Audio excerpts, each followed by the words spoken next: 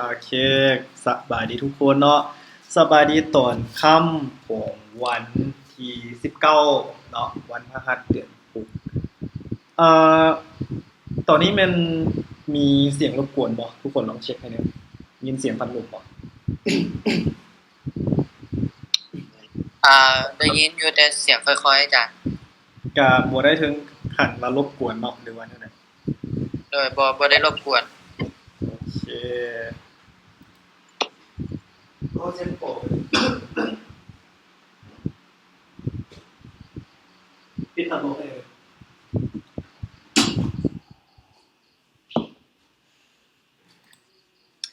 โอเค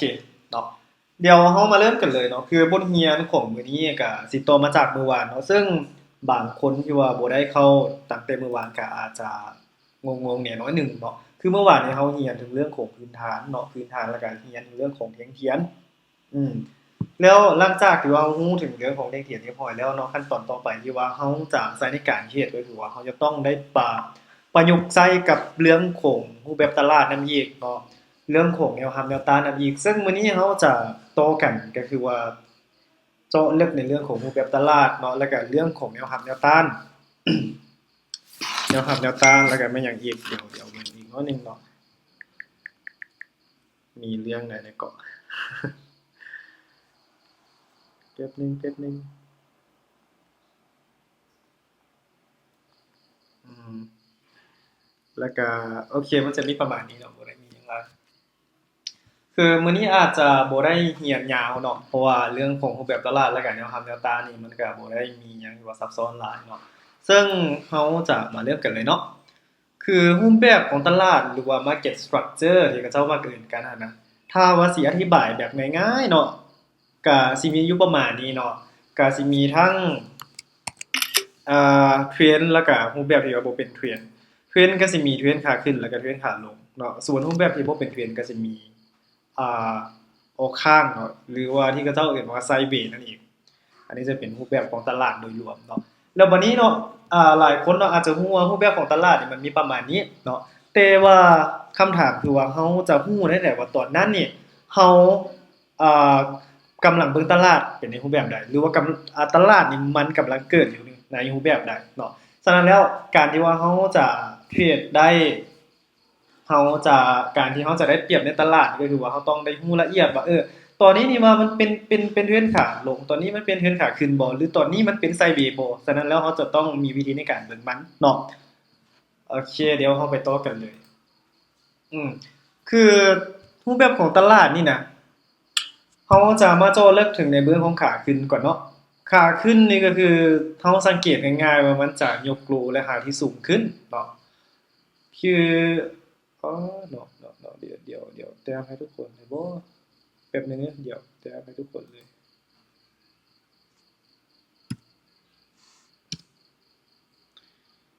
แป๊บนึงเพราะว่าในบทเรียนนี่อาจจะบ่ได้ละเอียดขนาดนั้นเนาะโอเคขาขึ้นนี่เดี๋ยวเราไล่ๆไปหน่อยหนึงแล้วก็เราจึงค่อยไปเบิ่งอ่าแต้มแบบไขคอเป็นมื้อใดก็แต้มให้ทุกคนเบิ่งแบบชัดเจนเนาะขาขึ้นนี่มันจะยกโลแล้วก็หาที่สูงขึ้นเมื่อใดก็ตามที่ว่ามันคอนเฟิร์ม2โลและ2 high เมื่อใดเท่านั้นแสดงว่าตอนนั้นมันเป็นขาขึ้นเนาะ แต่ถ้าหากว่ามันยังบ่ได้มีการสร้างโลและ high 2จุดขึ้นไปเนาะก็คือโลก็ต้อง2จุด high ก็ต้อง2จุดเมื่อใดก็ตามที่ยังบ่ครบเงื่อนไขประมาณนี้แม่นตอนนั้นอาจจะอยู่ในจังหวะของไซด์เวย์เนาะเนาะซึ่งเทรนด์ของเทงเขียนและก็เทรนด์ของตลาดมันจะมีส่วนที่คล้ายกันและก็ส่วนที่ต่างกันอยู่น้อยหนึงเนาะเดี๋ยวเราจะมาเบิ่งในส่วนหลังจากขั้นตอนนี้เนาะเพราะว่าคือเราก็ต้องรู้ในเรื่องของเทรนด์เทงเขียนพร้อมแล้วก็รู้เทรนด์ของตลาดพร้อมเราจึงจะเทรดแบบได้เปรียบที่สุดเนาะ อันนี้จะเปลี่ยนเรื่องของเพนเนาะขาหลงอ่าต่อมาเนาะไซด์เวย์นี่คือว่ามันจะบ่ได้เฮ็ดโลและราคาที่สูงขึ้นหรือต่ำลงมาอยู่ในกรอบอันนี้คือมันเป็นไซด์เวย์เนาะมันขึ้นที่ออกข้างสิขึ้นกับบ่ขึ้นสิลงกับบ่ลงนี่มันเป็นไซด์เวย์เนาะเดี๋ยวแป๊บนึงเด้อเดี๋ยวเปลี่ยนหน้าแชร์ก่อนเนาะเปลี่ยนหน้าแชร์ให้ทุกคนได้เก็บรายละเอียดนำกัน อันนี้เป็นความรู้ที่ว่าพื้นๆที่ว่าทุกคนเนี่ยได้เรียนมาละหลายอะคาเดมีหลายสถาบันหลายโค้ชหลายอาจารย์เนาะ แต่ว่าคือบางคนเนาะอาจจะสอนแบบบ่ได้ละเอียดเนาะก็คือว่าเขาก็รู้เลยแบบ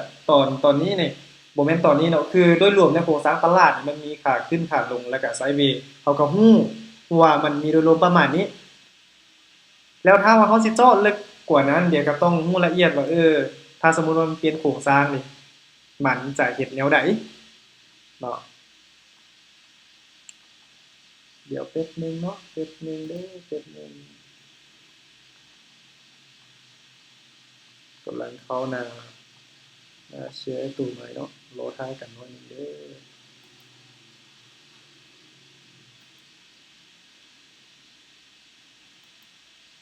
อือฮึอืม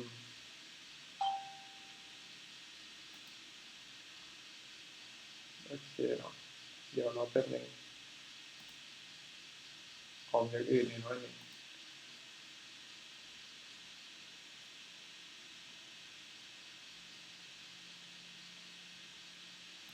เดี๋ยวผมแชร์ให้อืมการบุกไปตลาดจริงเราจะค่อนข้างบ่ละเอียดเนาะต้องไปตลาดจริงนะ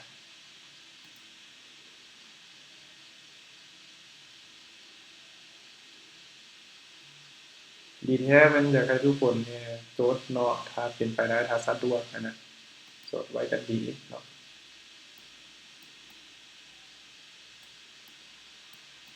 หมุนติวๆๆๆอยู่นี่แหละโอเค ว่าในเรื่องของเทรนด์เนาะเอามาเบิ่งเรื่องของเทรนด์ขาขึ้นก่อนเนาะขาขึ้นแม่นมันจะต้องเฮ็ด High เนาะเรียนรู้ที่สูงขึ้นแม่นบ่ถ้าเมื่อใดก็ตามที่มันเฮ็ดโลและ High ที่สูงขึ้นประมาณนี้หั้นนะแสดงว่ามันคอนเฟิร์มขาขึ้นละแต่ถ้าหากว่ามันยังเฮ็ดตัวประมาณนี้อยู่เดะถ้าสมมุติว่าเราเห็นกราฟอยู่ในลักษณะแบบนี้ก็แสดงว่าตอนนี้โครงสร้างหั้นน่ะให้ทุกคนจือนิยามเนาะนิยามในใจเลยว่า สำหรับเทรนด์ขาขึ้นแม่นจุดที่สำคัญที่สุดและแม่นโลล่าสุดเนาะเห็นบ่ทุกคนเข้าใจคำว่า High และ Low บ่ High และ Low ก็คือว่าสวิงก็คือจุดกลับตัวเห็นบ่อันนี้จะเป็น Low อันนี้จะเป็น Low อันนี้จะเป็น Low อันนี้จะเป็น Low สวิงก็คือจุดกลับตัว Low ก็คือว่าจุดกลับตัวในในทางลุ่มก็ว่าแม่นคันสิเว้าภาษาบ้านๆนี่ว่าเราเข้าใจง่ายหั้นน่ะ High ก็คือจุดกลับตัวด้านถึงเนาะฉะนั้นแล้ว จุดที่สำคัญในเทรนด์ขาขึ้นหั้นนะให้เราโฟกัสโลล่าสุดที่อ่าโลล่าสุดที่ทรงกราฟนี่นะเบรกไฮล่าสุดอีกเห็นบ่ก็คือว่าโลล่าสุดที่ทรงกราฟเบรกไฮล่าสุดอันนี้จะเป็นจุดที่สำคัญถ้าเมื่อใดก็ตามที่ว่ามันแต่ไปเลยเนาะตัวนี้เนาะเมื่อใดก็ตามที่มันมีการอ่าลงมารุ่นโลตัวนี้ก็แสดงว่าตัวนี้มันตอนนั้นมันอาจจะมีการเสียโครงสร้างครับ ให้ทุกคนจื้อง่ายๆเนาะคือการนับรู้และหายนี่นะ เจ็บนี้เด้อเจ็บนี้เฮาสิฮู้ได้แต่ว่าตัวใดที่สำคัญเนาะตัวอย่างอ่าตัวอย่างมันกลับตัวลงประมาณนี้นะมันกลับตัวลงประมาณนี้เฮาสิฮู้ได้แต่ว่ารูใดสำคัญเนาะมันอาจจะเฮ็ดโลแบบนี้บางทีนะอาจจะเฮ็ดแบบนี้เนาะแล้วให้เฮาจื้อง่ายๆว่ารูที่สำคัญคือมันอาจจะเฮ็ดประมาณนี้บางทีเนาะบางทีมันอาจจะเฮ็ดประมาณนี้ ให้เขาจือง่ายๆว่าโลที่สำคัญคือโลที่สามารถตัวนี้เนาะโลที่สามารถทรงกราฟให้เบรกไฮเนาะเห็นบ่ไฮเดิมก็จะเป็นตัวนี้สำหรับเพียนขาขึ้นฉะนั้นแล้วเมื่อมันมีการคอนเฟิร์มโลไม่ไฮไม่หั่นน่ะจุดนี้เขาจะบ่ให้ความสำคัญมาละด้านลุมนี่นะ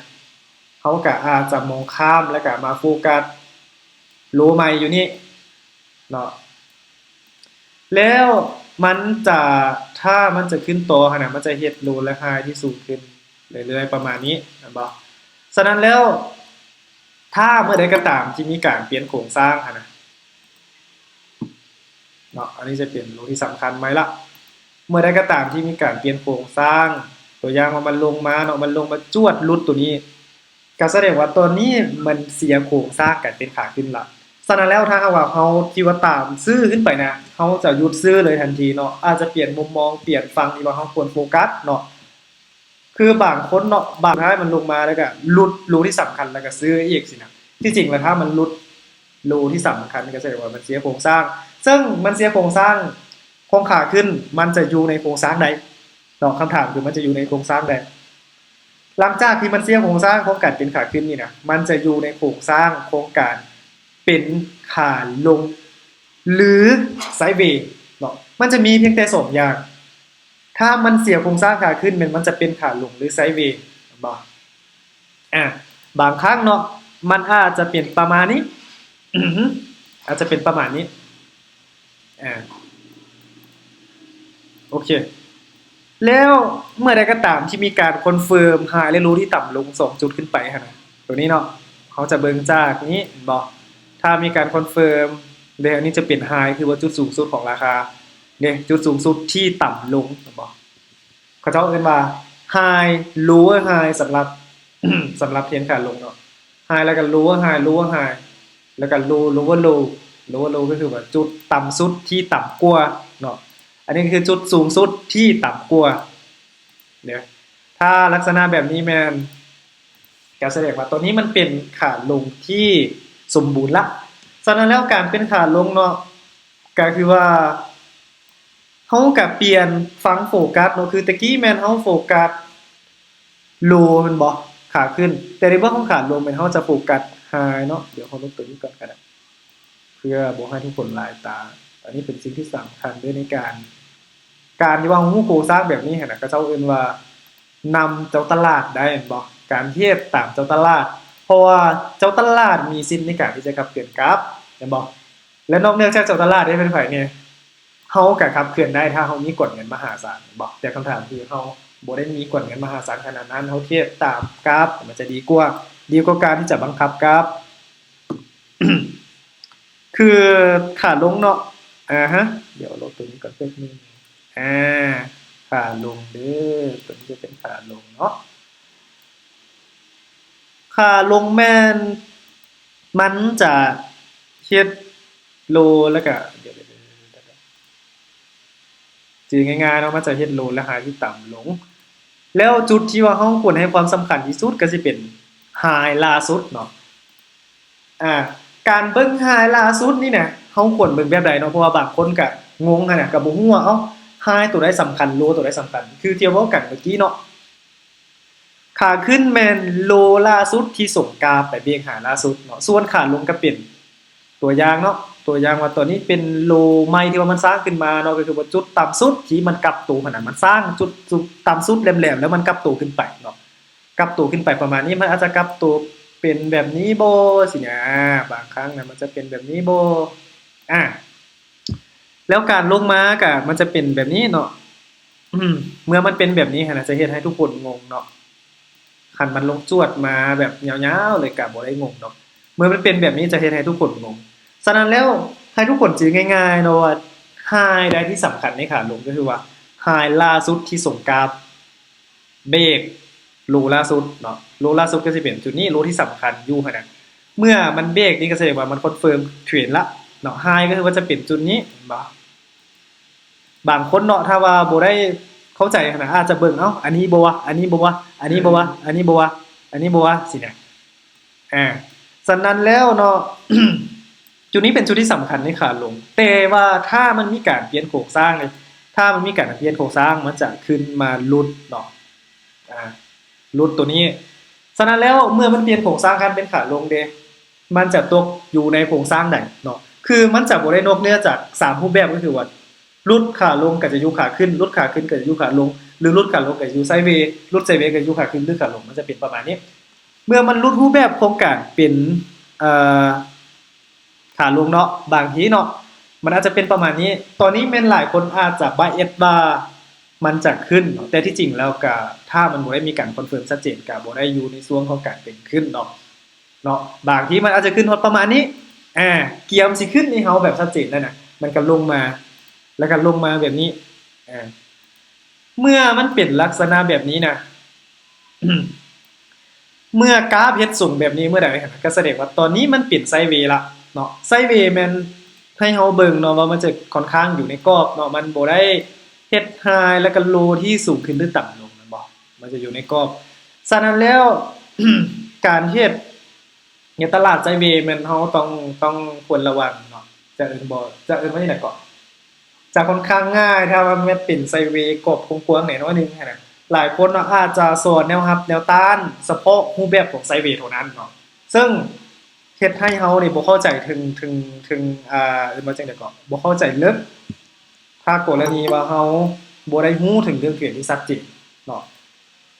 แนวรับแนวต้านนี่มันก็จะเชื่อมโยงกันเบิดเลยเดี๋ยว มาต่อกันตัวนี้ให้เคลียร์ก่อนเนาะคือไซด์เวย์เนาะมันก็จะเรียนเฮาบ่ฮู้ดอกว่ามันจะลินยาวหรือว่าสั้นส่ำใดในไซด์เวย์หั่นน่ะแต่เฮาโฟกัสเนาะเฮาตีกรอบเลยก็ได้ถ้าว่าเฮาเบิ่งผ่านๆแล้วเฮาบ่เข้าใจหั่นน่ะเฮาตีกรอบเลยอาจจะตีกรอบเชิงแล้วก็กรอบล่างเมื่อใดก็ตามที่มันหลุดเนาะ ตัวอย่างเนาะมันหลุดกรอบไซด์เวย์แบบนี้นะเอ่อตัวอย่างมันขึ้นไปเนาะขึ้นไปแล้วหลุดแบบนี้ ตอนนี้แม่นให้ทุกคนรอเบิ่งเนาะรอเบิ่งก่อนเมื่อมันหลุดไซด์เวย์นี่น่ะมันจะอยู่ในรูปแบบไหนทุกคนก็ต้องอยู่ในเทรนค่ะขึ้นหรือบ่ก็ขาลงถ้าบ่ได้ก็ตามที่มันย่อแล้วก็เฮ็ดไฮแล้วก็โลที่สูงขึ้นนั่นน่ะก็แสดงว่าตอนนี้มันอาจจะเป็น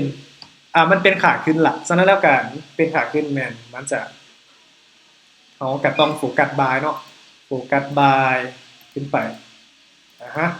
แต่ว่าบางครั้งคราวเนาะบางคนนี่นะเดี๋ยวจะมาอือฮึเดี๋ยวเนาะ คือข้อที่ควรระวังในจุดนี้ก็คือว่าเราควรระวังน้อยหนึงเนาะเพราะว่าบางครั้งมันรุดขึ้นไปแล้วมันบางคนเนาะอาจจะตามซื้อขึ้นไปเลยดีแท้แล้วแม่นเราต้องรอให้มันย่อเนาะย่อแล้วก็กลับตัวขึ้นไปก่อนเราถึงค่อยตามซื้อเพราะว่าบางครั้งมันนั่นอ้าวเดี๋ยวๆๆมันแคบเกินไปเนาะ บางครั้งการขึ้นไปแบบนี้หั่นน่ะมันเป็นการเคลียร์ liquidity เนาะ liquidity ประมาณนี้แหละ liquidity ก็คือว่าเคลียร์เมาเคลียร์สภาพคล่องเคลียร์รายย่อยเคลียร์ปึ๊บแล้วจวดลงมากรณีว่ามันจวดลงมาแบบนี้เด้อ่าเดี๋ยวบ่ฟ้องเดี๋ยวว่าบางครั้งมันจะเป็นประมาณนี้เนาะ ขึ้นไปเคลียร์แล้วก็จวดลงมาเนาะฉะนั้นแล้วการที่ว่ามันจวดลงมาแบบนี้เนาะเขาก็ต้องรอให้มีการคอนเฟิร์มเฮ็ดไฮแล้วก็รูที่ต่ำลง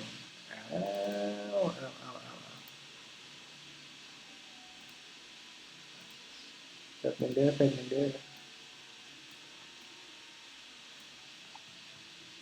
ป็นสิแหละหน้าจอนี้นะก็ค่อยไปเนาะเพื่อให้ทุกคนเคลียร์เขาต้องรอให้มีการคอนเฟิร์มเฮ็ดไฮแล้วก็รูที่ต่ำลงเนาะฉะนั้นแล้วเมื่อมันเปลี่ยนแบบนี้แสดงว่าตอนนี้มันอยู่ในเทรนด์ขาลงเรียบร้อยเนาะฉะนั้นแล้วคือทุกทุกๆมื้อเนาะทุกๆว่าจั่งใดก็ทุกเวลาของกราฟนี่น่ะมันจะบ่อยู่ในนอกเหนือจาก3รูปแบบนี้มันหลุดรูปแบบใดมันก็ต้องอยู่ในรูปแบบหนึ่งระหว่างเทรนขึ้นเทรนลงหรือไซด์เวย์เนาะสำหรับเรื่องของเทรนแต่ว่าเฮายังบ่ได้เว้าถึงวิธีการเทรดเทื่อเนาะอันนี้จะเป็นการเว้าในเรื่องของเทรนซื่อๆซึ่งถ้าหากว่าเฮาฟังเพียงแต่ฮอดจุดนี้นี่เฮาก็อาจจะยังบ่เข้าใจเนาะว่าเฮาควรเฮ็ดแบบใดเนาะเดี๋ยวเฮาค่อยไปต่อกันเนาะเฮาค่อยไปต่อกันเลยโอเคเนาะเฮามาต่อกันคือบัดนี้เนาะเฮาจะประยุกต์ใช้เทรนนี่น่ะเข้าในการเฮ็ดแนวใดอือฮึคือเรื่องเทรนเนาะเฮาจะประยุกต์ใช้กับแนวรับและก็แนวต้านอีกคือแนวรับแนวต้านที่หลายคนได้เรียนมาก็สิมีประมาณนี้เนาะ หลายคนที่เรียนมาหลายสำนักที่มาสอนกันนี่นะโคตรพื้นๆเลยแป๊บนึงเด้อแป๊บนึงควรเป็นเนาะแนวรับแนวต้านที่หลายคนที่เรียนมานี่เป็นสิ่งที่ว่าพื้นๆเนาะก็สื่อแนวรับกับเซลล์แนวต้านสื่อแนวรับแล้วก็เซลล์แนวต้านแต่ว่าในจังหวะที่เป็นเทรนด์หั่นน่ะคันมันอยู่แต่ในแนวรับแนวต้านในกรอบนี้แสดงว่ากราฟมันบ่มีทางเป็นเทรนด์แม่นบ่ฉะนั้นแล้วเมื่อมันเป็นเทรนด์หั่นน่ะมันจะหลุดอยู่แล้วแม่นบ่กรอบแนวรับแนวต้านแบบนี้หั่นน่ะจังได๋มันก็ต้องหลุดออกไป บ่หลุดขึ้นก็ต้องหลุดลงแม่นบ่ล่ะฉะนั้นแล้วแนวรับแนวต้านนี่นะก่อนอื่นเนาะเฮาจะมาเว้าถึงเรื่องของเถียงขาขึ้นก่อนมันจะมีแนวรับแนวต้านในเบื้องของเถียงขาขึ้นแนวรับแนวต้านในเบื้องของเถียงขาลงเนาะและการแนวรับแนวต้านในกรอบไซด์เวฟคือเถียงขาขึ้นนี่น่ะให้ทุกคนโฟกัสแนวรับก็ได้แล้วเนาะให้ทุกคนจื้อประมาณนี้เถียงขาขึ้นให้ทุกคนโฟกัสแนวรับก็ได้แล้วฉะนั้นแล้วแนวรับแนวต้านนี่นะ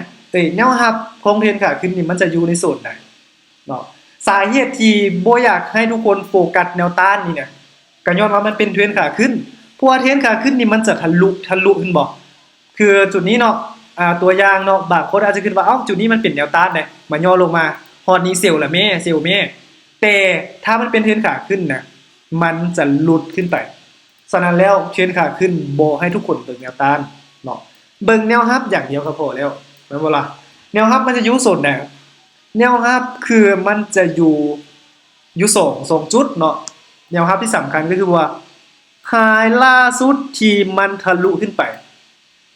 แล้วก็โลล่าสุดที่ส่งกราฟให้กราฟนี่น่ะทะลุไฮตัวนี้แนวรับในเทรนขาขึ้นมันเฮาจะเบิ่งประมาณนี้ก็ได้แล้วเนาะก็คือว่าจะตีเส้นเนาะตีบ่ตีก็แล้วแต่สำคัญที่เฮาเบิ่งออกเนาะอันนี้จะเป็นแนวรับแป๊บนึงเด้อค่อยไปทีละขั้นเนาะ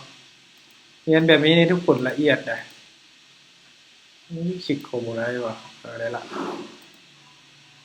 การเรียนแบบนี้นี่คำของบ่มีงงเนาะโอเคคือมันจะเป็นประมาณนี้ทุกคนฮะการนำไส้แนวหับแนวต้านเนี่ยคือเฮาจะรอให้กราฟเนี่ยลงมารีเทสโซนที่ว่าเฮาหมายปองว่าเป็นแนวรับเนาะกรณีมันมี price action ขึ้นไปเนาะ price action เฮาก็เรียนกันเมื่อวานแล้วเด้ price action คือเถียงเทียนกับตู่แม่นบ่เมื่อมันมีเถียงเทียนกับตู่ขึ้นไปปึ๊บแม่นเฮาสามารถตามซื้อเนาะซื้อขึ้นไปเนาะบ่ขายได้โซนนี้หันนะบางคนอาจจะมองว่าเป็นแนวต้านแต่เฮาห้ามขายก็เนี่ยเป็นเทรนอยู่เฮาซื้อขึ้นไปเลยเนาะซื้อขึ้นไปจนมันจะมีการเกิด price action ฝั่งขาลงแล้วเฮาจะหยุดซื้อเนาะเมื่อเฮาหยุดซื้อล่ะเด้เฮาจะเฮ็ดแนวใดเนาะดีแท้ก็อยากให้ทุกคนรอเนาะรออ่าอาจจะฮอดเพราะว่าคือแนวรับนี่มันจะสร้างใหม่ขึ้นเรื่อยๆเพราะว่ามันเฮ็ดโลใหม่ก็แสดงว่าถ้ามันเฮ็ดโลใหม่ประมาณนี้นะให้ทุกคนเปลี่ยนเลยเนาะเปลี่ยนแนวรับที่สำคัญเปลี่ยนรูปแบบนี้เนาะเดี๋ยวเปลี่ยนแบบนี้ เมื่อมีการสร้างไฮไลท์โลใหม่กับเปลี่ยนแบบนี้แนวรับที่สำคัญก็อยู่นี้แม่นบ่ตัวที่ว่าเฮาหมายปองว่าเป็นแนวรับตัวนี้กับตัวนี้ก่อนหน้านะเฮาก็ทิมมันเลยเนาะเพราะว่ามันเปลี่ยนแปลงตลอดฉะนั้นแล้วเมื่อมันย่อฮอดโซนนี้นะเมื่อมันย่อฮอดโซนนี้แล้วเฮาต้องรอให้มีการคอนเฟิร์มอีกเพื่อให้แบบเข้าออเดอร์ในจุดที่เน้นย้ำเนาะมาคอนเฟิร์มปึ๊บมันเฮาก็ตามซื้อขึ้นไปเนาะซื้อขึ้นไปอีกแต่ว่ากรณีเนาะกรณีว่ามันลงมาแล้วมันบ่ได้มีการคอนเฟิร์มเนาะมันลงมาฮอดโซนนี้แล้วมันก็ทะลุลงมาเด้แนวรับที่สำคัญจุดที่2ก็สิเป็นจุดนี้เนาะก็คือโลล่าสุดที่สามารถส่งกลับเด้งไฮล่าสุดได้บอกนี่จะเป็นแนวรับที่สำคัญกรณีว่ามันมีการคอนเฟิร์มในโซนนี้เนาะเมื่อกราฟลงมาฮอดโซนนี้แล้วมีการคอนเฟิร์ม price action ที่เห็นกับตัวที่เราเห็นกันเมื่อวานนี้นะเฮาก็สามารถตามซื้อขึ้นไปได้เลยเนาะตามซื้อขึ้นไปจวดขึ้นไปประมาณนี้ฮะสำหรับ การใช้แนวรับเนาะแต่ว่ากรณีนึงเนาะกรณีที่3บัดนี้นะกรณีที่3เดี๋ยวลบตัวนี้ก่อนก็ได้ย้ายเลยซะย้ายเลยโอเคกรณีที่3เนาะคือมันจะมีอยู่3กรณีด้วยกันกรณีที่3เนาะเมื่อมันลงมาฮอดโซนนี้มันก็บ่กลับตัวเนาะลงมาฮอดโซนนี้มันก็บ่กลับตัวแล้วทะลุลงมาแบบนี้ก็แสดงว่าตอนนี้มันเสียโครงสร้างขาขึ้นละฉะนั้นแล้วเมื่อเสียโครงสร้างขาขึ้นคือที่บอกกันตะกี้แล้วว่าเฮาต้องรอให้มันเฮ็ดโครงสร้างใหม่น้อยนึงก่อนเพราะอาจจะรอเนาะถ้ามันเป็นรอแบบนี้ก่อนถ้ามันเป็นขาลงแบบนี้นะเฮาก็โฟกัสค่าเซลล์เนาะฉะนั้นแล้วค่าเซลล์น่ะเฮาจะโฟกัสแนวต้านเนาะจะบ่แนะนำให้ทุกคนเบิ่งแนวรับสำหรับขาลงเนาะคือแนวรับมันอยู่โซนใดบ่ แนวรับนี่มันจะอยู่โซนนี้มันจะอยู่โซนนี้แต่ขาลงนี่มันจะทะลุแนวรับลงมาเรื่อยๆฮะก็เลยว่าให้ทุกคนเบิ่งแต่แนวต้านอย่างเดียวก็เพียงพอแล้วสำหรับขาลงแนวต้านมันจะอยู่ที่ไฮล่าสุดที่ส่งกราฟเบรกโลล่าสุดได้แล้วก็โลล่าสุดที่ โลล่าสุดที่เฮ็ดไฮล่าสุดได้เนาะได้บ่ก็คือจะมีอยู่2จุดสำหรับขาลงอันนี้จะเป็นแนวต้านที่สำคัญเนาะคือเฮาจะตัวอย่างเนาะเฮาขายลงมาแล้วหั่นน่ะเกิดมี price action ขึ้นไปเนาะกรณีว่าเฮาเก่งเฮาก็ตามซื้อขึ้นไปได้ซื้อขึ้นไปเมื่อฮอดโซนนี้ปึ๊บเฮาก็หยุดแล้วถ้าเกิดมีการคอนเฟิร์มลงมาเฮาก็ขายเนาะขายต่อลงมาแบบนี้ได้อันนี้จะเป็นถ้ามันกลับตัวอยู่โซนนี้เนาะแล้วกรณีที่2เด้กรณีที่2เนาะกรณีที่2ถ้าหากว่ามันบ่ได้กลับตัวอยู่โซนนั้นเด้ค่อยๆไปเนาะถ้ามันบ่ได้กลับตัวอยู่โซนนี้เนาะฮอดโซนนี้แล้วมันบ่มีไผแอคชั่นลงมาหั่นน่ะเฮาก็รอก่อนก็ได้รอมันอาจจะขึ้นไปฮอดโซนนี้เนาะเมื่อฮอดโซนนี้แล้วเกิดมีแท่งเทียนกลับตัวลงมาแบบนี้น่ะเฮาขายลงมาได้เลยเขาขายลงมาได้เลยเนาะแต่ถ้าหากว่าขายลงมาแล้วมันจะส่วนหลายแล้วมันจะเฮ็ดคือขาลงเนาะขาลงนี่มันจะเฮ็ดไฮและโลที่ต่ำลงอยู่แล้วเป็นธรรมชาติของขาลงเนาะคือมันจะเฮ็ดไฮและโลที่ต่ำลงแบบนี้นะถ้าเมื่อใดก็ตามที่มันขึ้นจวดแบบนี้นะก็แสดงว่าตอนนี้มันเสียโครงสร้างทันเป็นขาลงเนาะมันอาจจะอยู่ในรูปแบบของไซด์เวย์ก็ได้เมื่อมันอยู่รูปแบบของไซด์เวย์นี่เนี่ยคือที่เฮาเว้ากันตะกี้แล้วไซด์เวย์นี่มันบ่ยากเฮาเบิ่งว่าเป็นไซด์เวย์แล้วเฮาก็ตีกรอบไปเลยแม่นบ่ล่ะเมื่อมันเป็นไซด์เวย์แบบนี้ก็สบายเนาะอาจจะตีกรอบไปอันนี้แนวต้านแม่นบ่ล่ะอันนี้แนวรับเมื่อกราฟราคาฮอดโซนดังกล่าวเนาะแถวใกล้ๆโซนก็ได้หรือว่าต่ำโซนแล้วเกิดมีการคอนเฟิร์มนี่เฮาก็ขายลงมาพอโซนรวมกลับตัวขึ้นไปเนาะเฮาก็ซื้อขึ้นไปนี่จะเป็นแนวรับแนวต้านในตลาดไซด์เวย์ถ้ามันหลุดก็คือแบบกะกลับอยู่ในขาขึ้นเนาะถ้ามันหลุดลงเนาะเมื่อกี้มันหลุดขึ้นเนาะถ้ามันหลุดลงแบบนี้ตัวอย่างมันขึ้นไปแล้วก็หลุดลงแบบนี้ก็อาจจะกลับอยู่ในรูปแบบของขาลงประมาณนี้ก็คือว่าเฮาจะนำไซด์แบบแบบที่เฮาเว้ากันตะกี้ล่ะก็คือว่าขาขึ้นก็ไซด์ในรูปแบบขาขึ้นขาลงก็ไซด์ในรูปแบบขาลงง่ายๆคือขาขึ้นเบิ่งเพียงแต่แนวรับอย่างเดียวก็พอแล้วเนาะขาลงเฮาเบิ่งเพียงแต่แนวต้านอย่างเดียวก็พอแล้วส่วนไซด์เวย์เฮาสามารถเบิ่งทั้ง2ข้างเนาะไซด์เวย์นี่มันง่ายไซด์เวย์นี่มันง่ายแล้วบัดนี้เนาะการเทรด binary option น่ะคือเฮาจะบ่ได้เบิ่งเป็นโครงสร้างแบบนี้เฮาจะเบิ่งเท่งเทียนฉะนั้นแล้วเนาะเทรนด์ของเท่งเทียนกับเทรนด์ของตลาดมันจะมีส่วนคือและก็ส่วนที่ต่างกันเนาะเอามาเบิ่งเทรนด์ของตลาดก่อนก็ได้เนาะเทรนด์ของตลาดเดี๋ยวเบิ่งเทรนด์ขาขึ้นก่อนมันจะเชื่อมโยงกันเบิดเลยนะทุกคนค่อยๆฟังไปนำกันเนาะอันนี้จะเป็นเทรนด์ของตลาดแล้ววันนี้เทรนด์ของเท่งเทียนนี่นะการที่ว่าเท่งเทียนนี่มันจะขึ้นไปต่อได้เนาะมันก็ต้องอันนี้สมมุติเนาะอันนี้สมมุติเป็นแท่งสีเขียวเนาะเปลี่ยนสีก่อนแป๊บนึงเด้อเปลี่ยนสีก่อน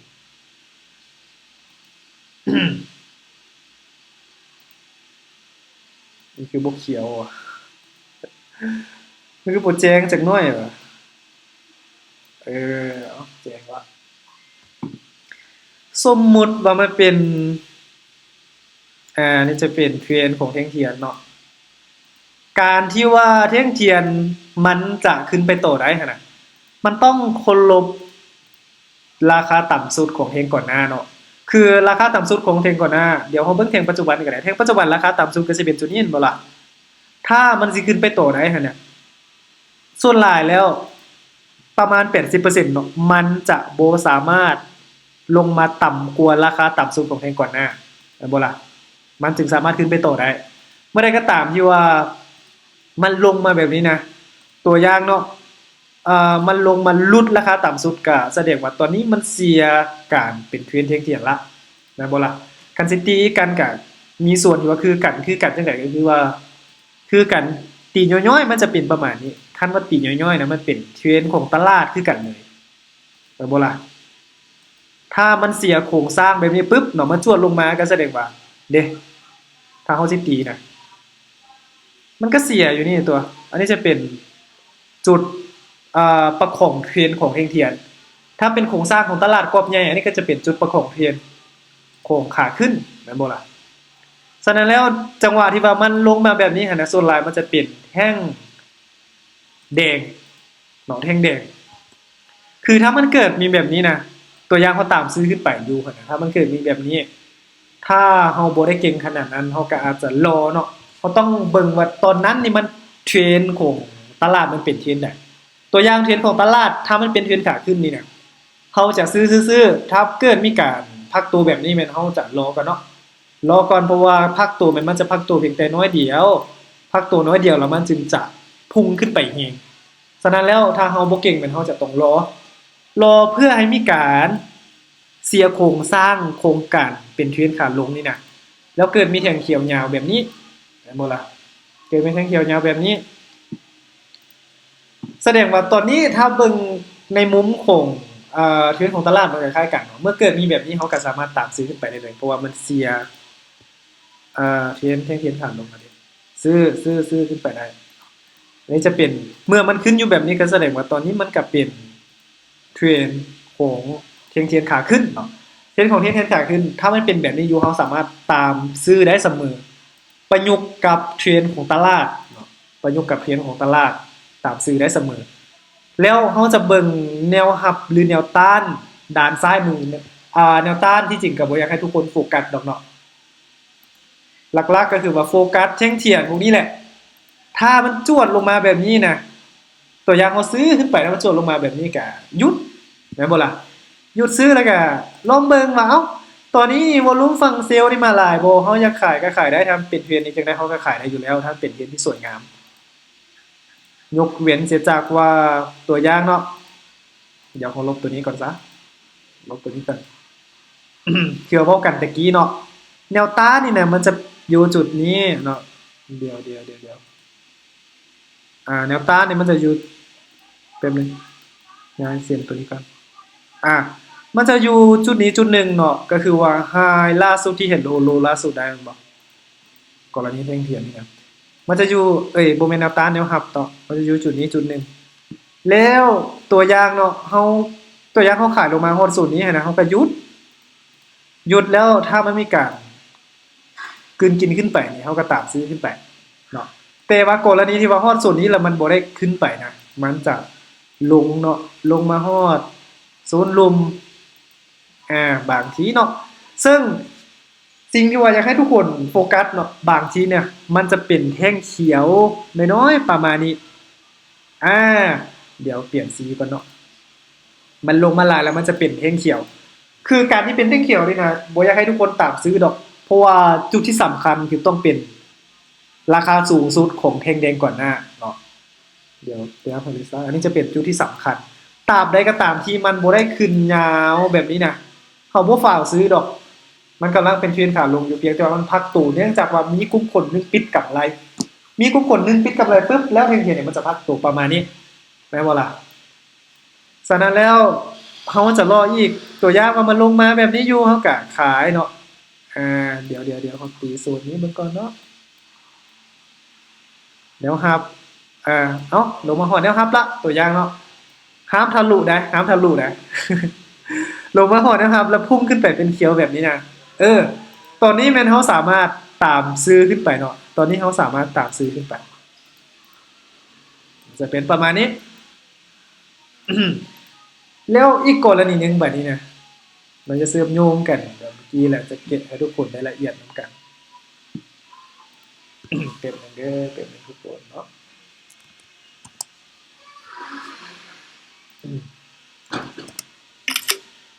อีกกรณีนึงเนาะอีกกรณีนึงก็คือว่าบางทีเนาะบางทีมันกลืนกินไปแบบนี้แล้วนะมันกลืนกินมันแบบเป็นการคอนเฟิร์มขึ้นไปแล้วแต่ว่าแท่งต่อไปเฮาซื้อไปแล้วนะเฮาซื้อไปแล้วมันพัดจวดลงมาแฮงแบบนี้มันพัดจวดลงมาแฮงแบบนี้ กรณีว่ามันจวดมาแฮงแบบนี้ก็โอเคจังใดหลักๆมันก็เป็นฝั่งเซลล์อยู่เนาะโครงสร้างหลักๆมันก็เป็นฝั่งเซลล์แล้วก็มันทำลายเมื่อมันทำลายแนวรับตัวนี้ก็เป็นการเสียโครงสร้างขาขึ้นอีกละแม่นบ่แนวรับก็สิมีอยู่2จุดถ้าเป็นคือขาขึ้นเออแล้วเมื่อมันเฮ็ดการคอนเฟิร์มแบบนี้ก็แสดงว่าตอนนี้มันอาจจะเป็นมันเป็นขาลงเรียบร้อยบ่ล่ะเปลี่ยนมันเสียโครงสร้างเป็นขาลง ก็เขาก็ต้องขายจนกว่ามันจะสิแหละมันจะหมุนเวียนกันแบบนี้นะทุกคนมันจะหมุนเวียนกันแบบนี้เลยเออเอาตรงนี้ก็ได้แต้มเสยแต่ถ้าว่าคือข้อควรระวังเนาะในเรื่องของเทรดเทียนนะถ้ามันบ่ได้เป็นเทรนประมาณนี้เด้แป๊บนึงอืม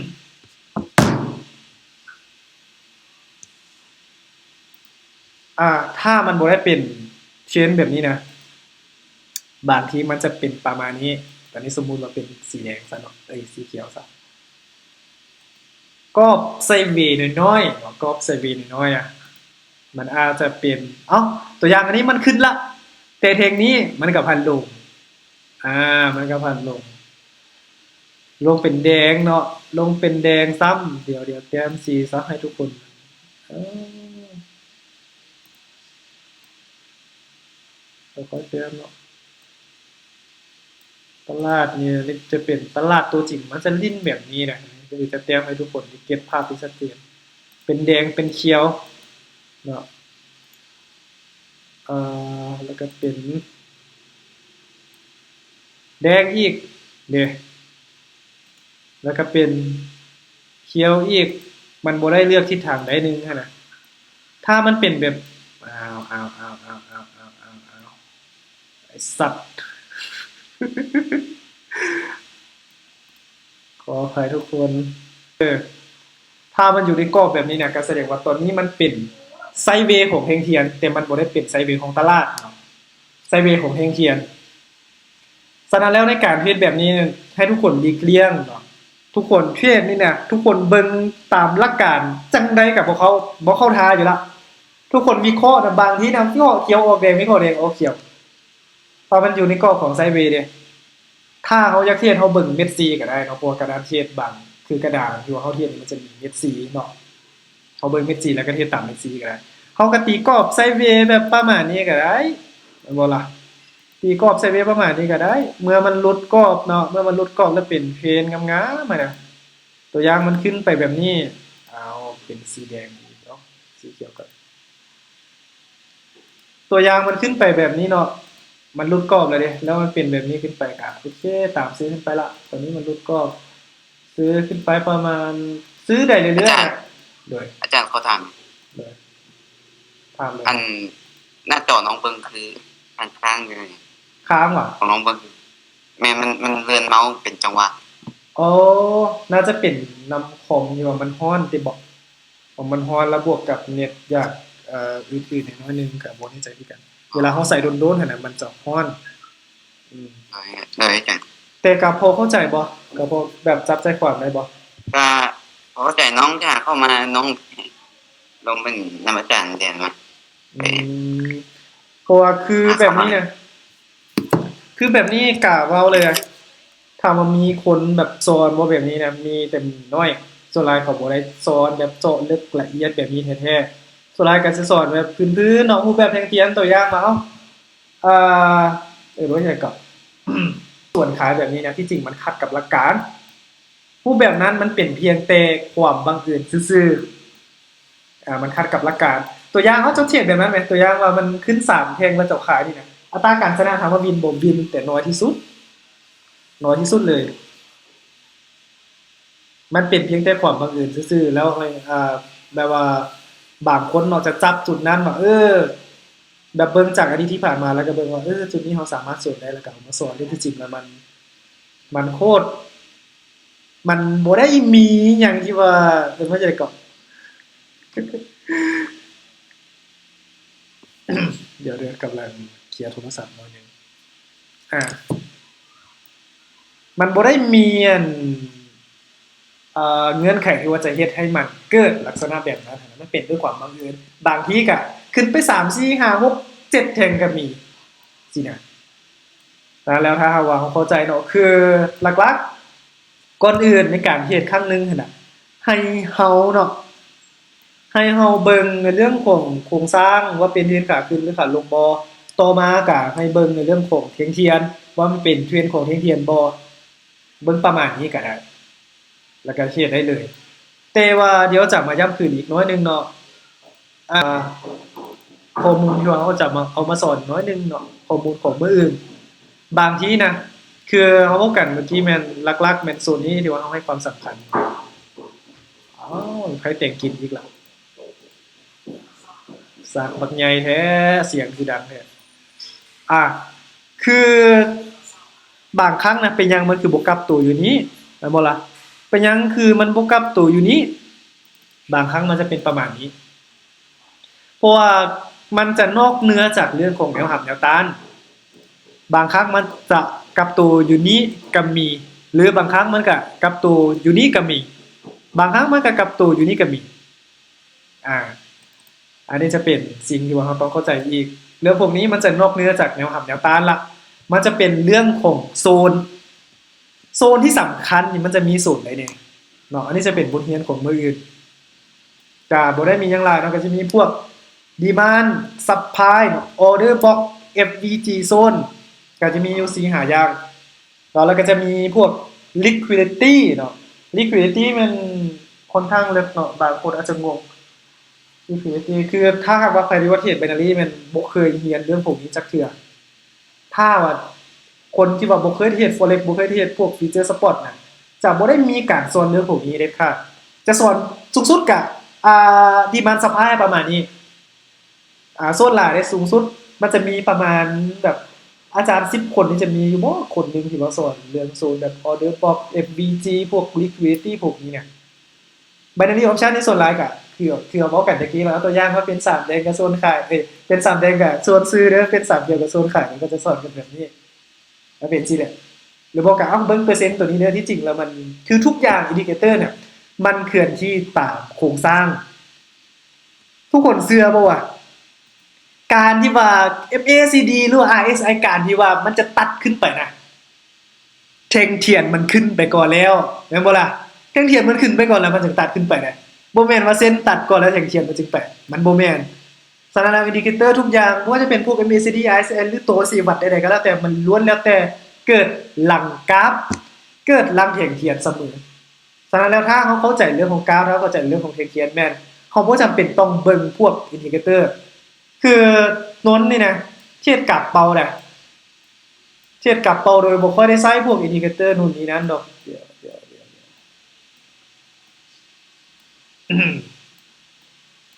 ก็จะเทียบทั้ง2ตัวเนาะเทียบทั้ง forex แล้วก็เป็นเรื่อง option พร้อมได้บ่ล่ะ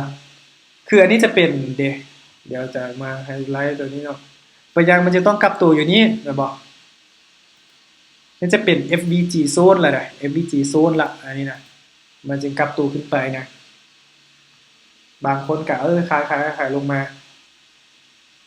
แต่ถ้าว่าเฮาคืออันนี้เราจะเป็นข้อเสียที่การว่าเฮาบ่ได้ละเอียดเฮาฮู้แต่แบบด้านใดด้านหนึ่งเฮาฮู้แต่แบบคือทุกอย่างมันเชื่อมโยงกันเบิดเลยถ้าเฮาฮู้ทุกอย่างแล้วเฮาจะฮู้ประยุกต์ใช้เนาะคือเฮาเว้าแล้วกันว่าเฮาจะอ่านภาษาใดภาษาหนึ่งออกเฮาต้องฮู้เบิดว่าจะเป็นภาษาลาวเนาะต้องฮู้ทุกสระทุกพยัญชนะเฮาถึงสามารถอ่านออกทุกตัวแต่ถ้าเฮาบ่ฮู้เด้เฮาก็อ่านออกเพียงแต่จำนวนใดจำนวนหนึ่งตัวอย่างว่าเฮาเกิดมีคำที่ว่าเฮาบ่เคยอ่านขึ้นมาดิเฮาก็อ่านบ่เป็นแม่นบ่ล่ะบางทีไปถามคนอื่นก็อ่านให้เฮาบ่เป็นมันเป็นจังซี่แหละ ก็สิมีประมาณนี้เนาะสำหรับบทเรียนวันนี้มันให้ทุกคนคือหลักๆคือในเรื่องของเทรนด์เนาะเทรนด์ขาขึ้นขาลงแล้วก็ไซด์เวย์แล้วก็การประยุกต์ใช้แนวรับแนวต้าน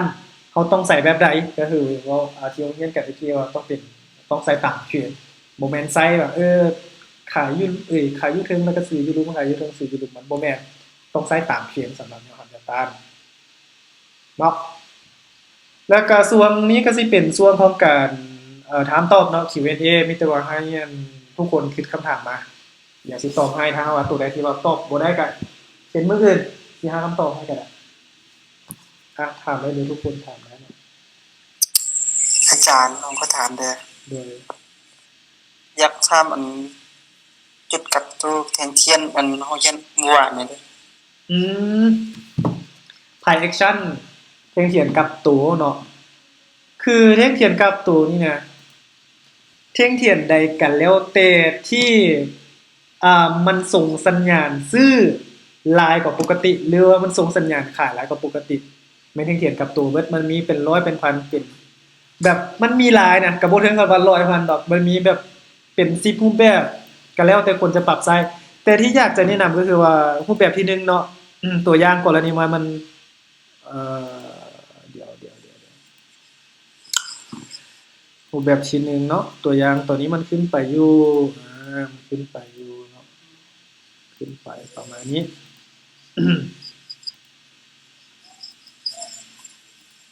เดี๋ยวแต้มอีกรอนำกันเนาะมันแน่นอนมันจะมีทั้งแท่งยาวแท่งสั้นแต่สำคัญก็คือว่าเราจะเบิ่งแบบว่ามันเคารพราคาต่ำสุดของแท่งก่อนหน้านี้บ่เทียงเทียนกับตัวอย่างหนึงก็คือว่าอาจจะจวดลงมาแฮงประมาณนี้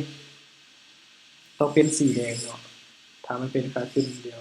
แต้มมาก่อนเทียงเทียนกับตัวนี้มันจะก็คือมันจะเป็นตัวนี้แหละเดี๋ยวเขาจะใส่คู่กันเนาะใส่ถ้าเราใส่แบบว่าถ้าเราใส่เดียวๆเพียงแท่งเดียวหั่นน่ะมันจะบ่ค่อยชัดเจนคือทุกแท่งเขียนกับตัวนี่อยากให้ทุกคนเบิ่ง2แท่งขึ้นไปเนาะ2แท่งตัวอย่างว่ามันจวนลงมาอันนี้ก็จะเป็นการกลับตัวให้การคอนเฟิร์มกับตัวขาลงเนาะหรือบ่ก็ถ้าบ่เป็นแท่งนี้ก็ อาจจะเป็นแท่งแบบนี้ก็ได้เนาะตัวอย่างว่าจวนลงมาไส้แบบนี้เนาะไส้แบบนี้แล้วก็เอ่อ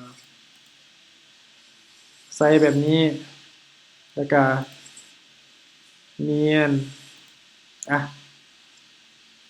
จวนลงมาแบบนี้แต่รูปแบบนี้ก็คือว่าก็แม่นอยู่มันให้สัญญาณขายที่ว่าแฮงเนาะซึ่งบ่ได้ถ้าเราตามขายในจังหวะนี้นะถ้าเราตามขายจังหวะนี้เลยก็ยังบ่ได้สิแบบได้ผลดีขนาดนั้นเนาะก็คือว่าเราต้องรออีกหน่อยหนึ่งเนาะรูปแบบนี้ก็คือว่าเพราะว่ามันจะมีข้อแม้บ่แม่นข้อแม้เนาะมันจะมีอีกเงื่อนไขหนึ่งก็คือว่าราคาต่ำสุดของเทงก่อนน้ำมันอยู่นี่เด้ฉะนั้นแล้วการที่ว่ามันจะลงมาต่อได้คือที่เว้ากันเอ่อเดี๋ยวครับคนกันแป๊บนึงเนาะการที่ว่ามันจะลงมาต่อได้นี่นะเราต้อง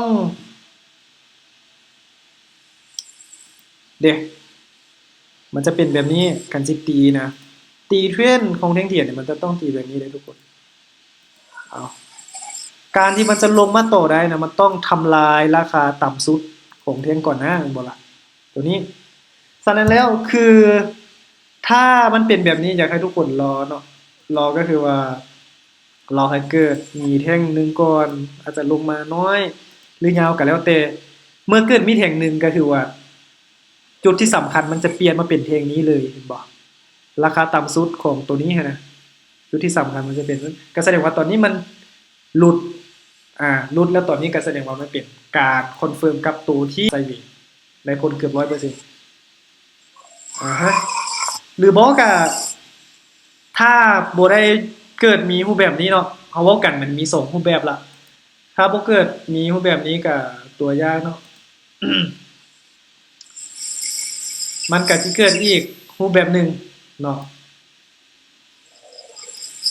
แบบนี้ก็ค่อยไปฮะอ้าวอีกล่ะ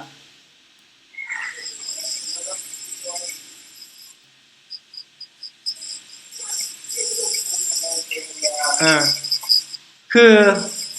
รูปแบบนี้เป็นการตอกย้ำเนาะเป็นการตอกย้ำเพราะว่าคือแท่งนี้เนี่ยมันอาจจะเป็นเขียวหรือว่าแดงก็แล้วแต่ก็บ่อยากให้ทุกคนให้ความสำคัญในเรื่องของสีปานใดถ้ามันเป็นแบบนี้เนาะอาจจะเป็นเขียวก็ได้ตัวนี้นะอาจจะเป็นเขียวก็ได้ ถ้ามันเกิดมีรูปแบบนี้ก็เป็นการตอกย้ำเนาะเป็นการตอกย้ำว่าเดี๋ยวแสดงว่าการที่ว่ามันเกิดมีไส้นี่นะแสดงว่ามันขึ้นไปอีกเทื่อหนึงแท่งนี้มันก็ขึ้นไปแล้วแต่มันถูกดันลงมาบอกแล้วแท่งนี้มันก็ขึ้นไปอีกแล้วถูกดันลงมาเทื่อที่สองก็แสดงว่ามันดันลงมา2เทื่อก็เป็นการตอกย้ำว่าตอนนี้เป็นการคอนเฟิร์มกับตัวละเนาะยิ่งเกิดมีแท่งนี้อีกนะยิ่งเกิดมีแท่งที่ว่ารุ่นราคาต่ำสุดอีกนี่นะยิ่งเป็นการคอนเฟิร์มที่ชัดเจนเนาะยิ่งเป็นการคอนเฟิร์มที่แบบโค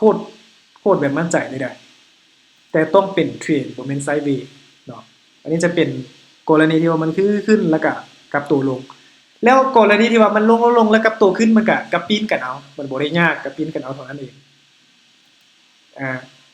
ก็คือว่าเจอเพียงแต่3รูปแบบเนาะเดี๋ยวแต้มย้ำอีกซะเผื่อว่าลืมเนาะเพราะว่าหลายคนนี่มักลืมแต้มให้เลยกันนะอดใจรอเนาะทุกคนเดี๋ยวโดนแล้วแบบของใส่หลายโปรแกรมแล้วคอมมันฮ้อนแล้วมันจะขึ้นน้อยนึงอันนี้จะเป็นรูปแบบที่1เนาะแล้วรูปแบบที่2เด้รูปแบบที่2ก็อาจจะเอาตัวนี้ก็ได้เบิ่งแบบละเอียดเลยโอ้ยแป๊บนึงเอาลบทิ้งเลยซะลบแล้วก็แต้มใหม่เลยสบายกว่ารูปแบบที่2เนาะมันจะเป็นประมาณนี้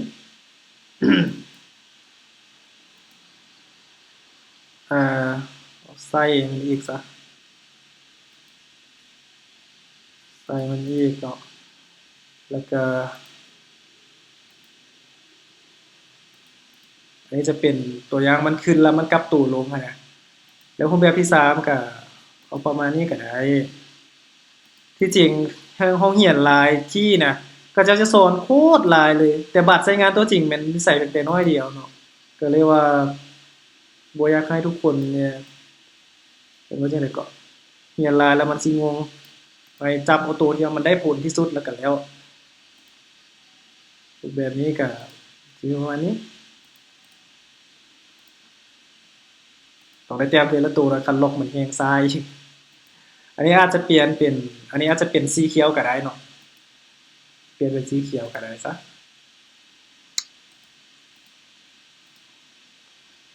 ขึ้นคำถามไว้เด้อทุกคนเดี๋ยวสิมาตอบให้เนาะขึ้นคำถามไว้แล้ววันนี้เนาะค่า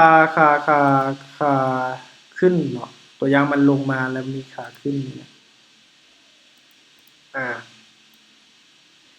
ตัวอย่างมันลงมาแล้วมันสิกลับตัวเป็นขาขึ้นมันก็ต้องเดี๋ยวแต้มทีละตัวกัน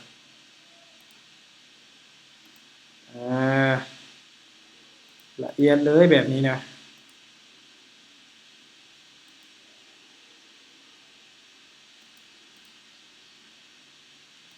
ตัวอย่างมันลงมาเนาะมันลงมาอาจจะเป็นแท่ง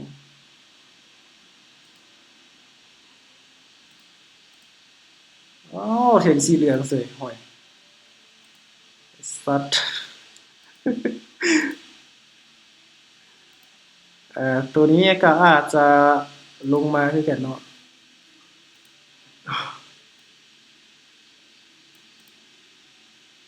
ตัวนี้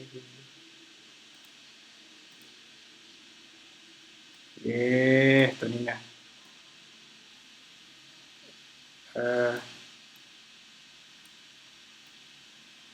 ตัวนี้มันสิเป็นประมาณนี้แล้วอีกตัวนี้เนาะตัวนี้ก็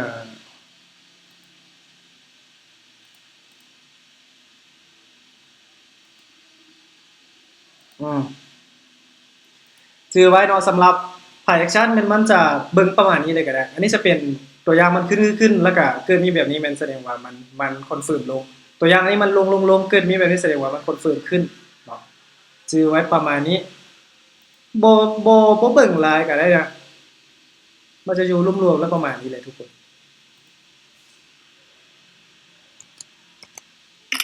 โปรเก็ตกันบ่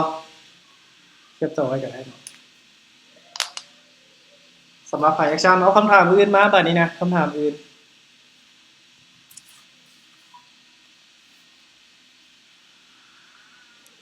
มีบ่ทุกคนอาจารย์สิขอถามได้หนึ่งได้ ชื่อฐานเลื่อนนั้น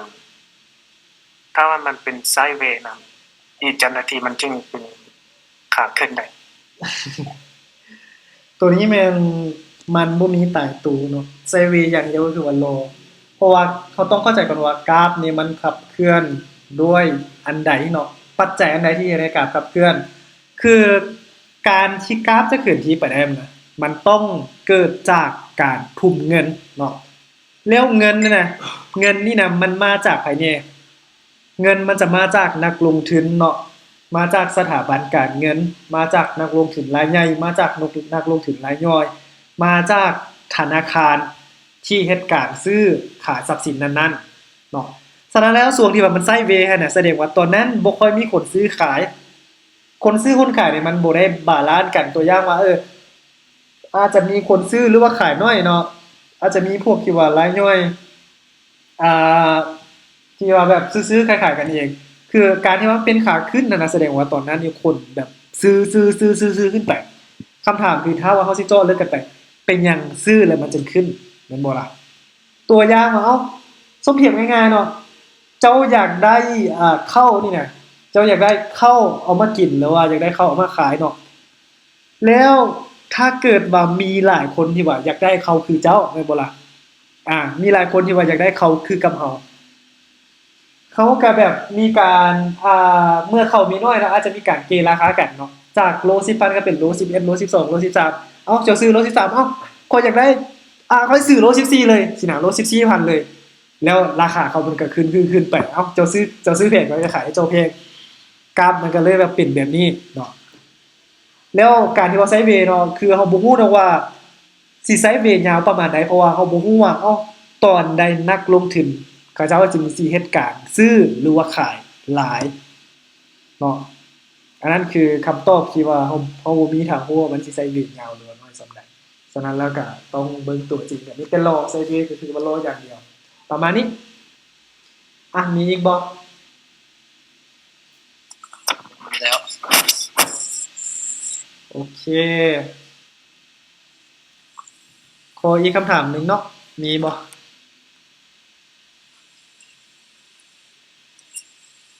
อาจารย์น้องก็ถามอีกแน่สมมุติการจับตัวของแท่งที่